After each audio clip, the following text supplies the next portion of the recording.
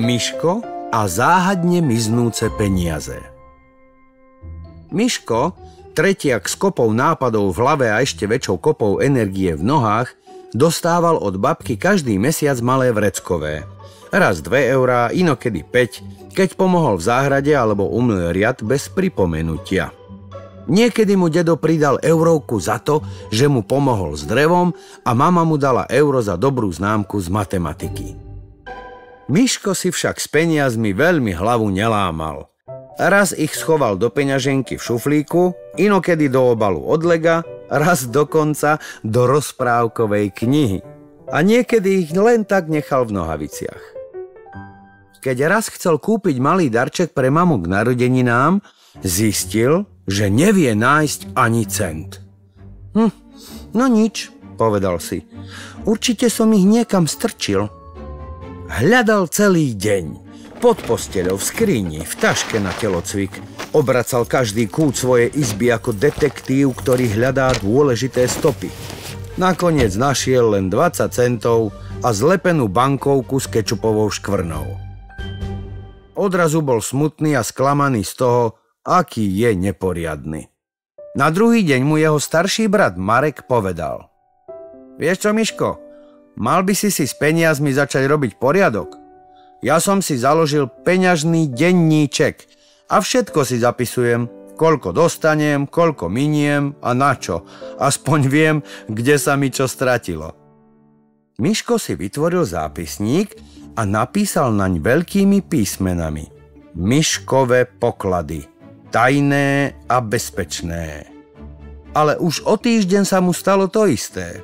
Peniaze sa zase stratili.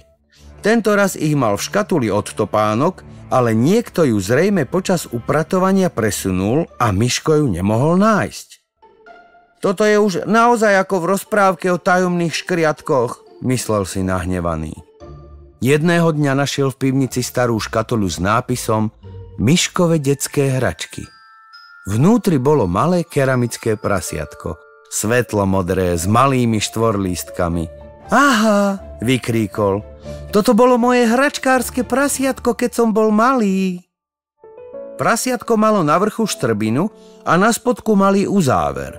Miško si ho vzal do izby a postavil na nočný stolík. Odteraz budeš môj tajný trezor, povedal prasiatku. A budeš sa volať Šťastko. Miško začal ukladať všetky peniaze do šťastka. Keď dostal eurá od babky, hneď ich doňho vhodil. Keď našiel 2 eurá na chodníku, aj tie skončili v prasiatku. A keď si zarobil 3 eurá za pomoc susedke s nákupom, aj tie putovali do bezpečného úkrytu. Zároveň si do svojho zápisníka písal: Pondelok. Dostal som 2 eurá od babky za umytie riadu, vložené do šťastka. Streda. Našiel som 50 centov v starej peňaženke, vložené do šťastka. Sobota. Zarobil som 3 eurá za pomoc pani Zárubovej, vložené do šťastka. Nebolo to jednoduché. Keď Miško videl v obchode novú figurku zo svojho obľúbeného filmu, chcel ju kúpiť hneď. Ale prasiatko bolo doma a on si spomenul na svoj zápisník. Chcem si kúpiť figurku za 8 eur, mám v prasiatku 12 eur, napísal si. Ale chcem si šetriť na niečo väčšie. Počkám. Inokedy ho lákalo kúpiť si sladkosti s kamarátmi, no znova si pripomenul, prečo šetrí. Týždne ubehli a Miško počul, ako prasiatko čoraz viac cinkalo. Najprv to bolo jemné cink, cink, ale postupne sa to zmenilo na mohutné cink, cink, cink, cink. Jedného večera si Miško sadol k prasiatku a začal si svoje peniaze počítať. Opatrne ho prevracal hore dolu, aby sa mince nevysypali na podlahu. 2 eurá, 5, 7, 12, 15, 20, počítal napäto. Keď skončil, nemohol uveriť vlastným očiam. V prasiatku mal 86 eur. Miško si spomenul na to, po čom túžil už dlhé mesiace. Nový skateboard, tmavomodrý s plameňmi po bokoch a kúlovým nápisom Rebel uprostred, ktorý videl v obchode so športovými potrebami. Stál presne 45 eur. Mám dosť peňazí, radostne si pomyslel. A ešte mi zostane 41 eur. Na druhý deň išiel s mamou do obchodu. Keď držal skateboard v rukách, cítil sa ako skutočný pokladník, ktorý si múdro spravoval svoje bohatstvo. Som na teba pyšná, Miško, povedala mama. Naučil si sa šetriť a zodpovedne narábať so svojimi peniazmi. Mama mu za odmenu ku skateu kúpila ešte pevnú prilbu a chrániče, aby bol pri športovaní v bezpečí. Keď sa Miško vrátil domov s novou športovou výbavou, mama sa usadila vedľa neho. Miško, ešte stále máš 41 eur. Čo keby sme ti založili bankový účet? Tam ti budú úspory rásť a budú úplne bezpečné. Miškové oči sa rozžiarili. To znamená, že môžem šetriť na ešte väčšie veci?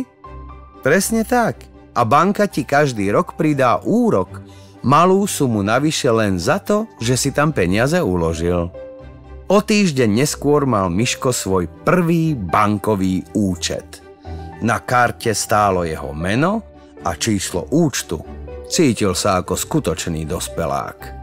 Šťastko, jeho prasiatko, zostalo na nočnom stolíku. Teraz slúžilo na zbieranie drobných mincí, ktoré Miško potom každý mesiac prenášal do banky, keď sa ich pozbieralo viac. Vidíš, Šťastko, povedal mu Miško pred spánkom. Ty si mi pomohol stať sa skutočným ochrancom vlastných úspor. Vďaka tebe už nikdy nebude mať problém so stratenými peniazmi. O mesiac neskôr sedel Miško na svojom novom skateboarde pred domom a učil mladšieho suseda Tomáša, ako si má odkladať peniaze. Pozri, Tomáš, vysvetľoval mu. Najprv si musíš nájsť jedno miesto, kde budeš mať všetky peniaze. Môže to byť prasiatko, škatuľa alebo čokoľvek. Hlavne, aby si vedel, kde sú. Tomáš pozorne počúval. A tiež si zapisuj, koľko máš a koľko míňaš. Keď budeš mať dosť, môžeš si kúpiť niečo pekné. A keď budeš mať veľmi veľa, môžeš si ich odložiť do banky. Tam ti budú rásť ako kvety v záhrade. Miško sa cítil hrdý. Z chlapca, ktorý stále strácal peniaze, sa stal odborník na peniaze. A to najlepšie? Šťastko na jeho nočnom stolíku sa znova začínal naplňať.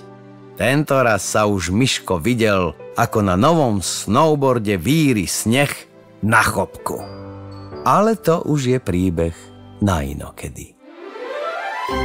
Tento príbeh ti priniesla Národná banka Slovenska cez program 5 peňazí.